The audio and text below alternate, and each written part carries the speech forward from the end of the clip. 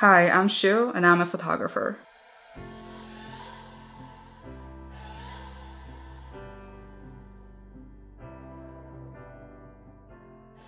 Growing up, I loved physics, and optics was like so my thing.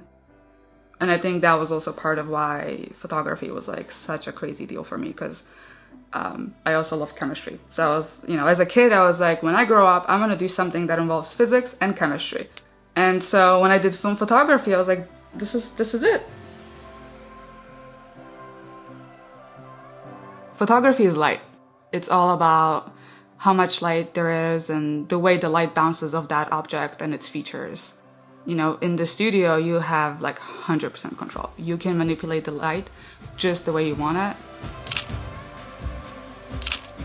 If you had, let's say, 5 strobes and one model and 10 photographers, they're all gonna, light that person differently, show different features, and like it's beautiful that not one thing can be photographed the same way.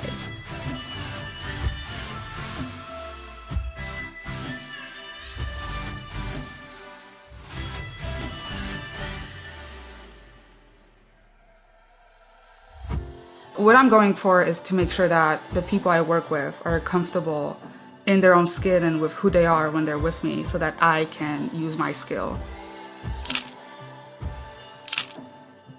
When I work with people, I'm very subtle. And I always tend to like play music and make sure that they're in their comfort zone and like bring out who they are. Usually, 90% of the time when they see the effect, they're like, wow, you made me look amazing. Choosing art as your career is like a really big deal. It's not a stable career. Nobody goes into art because it's practical. Like you go into art because that's what's in your blood. Like this is in your soul. This is what you need to do. That's why you're going into art. Every failure is an opportunity for learning. So you just need to get up and go and stop thinking and just follow your heart. Take your camera, do your thing, and you learn. You just learn as you go.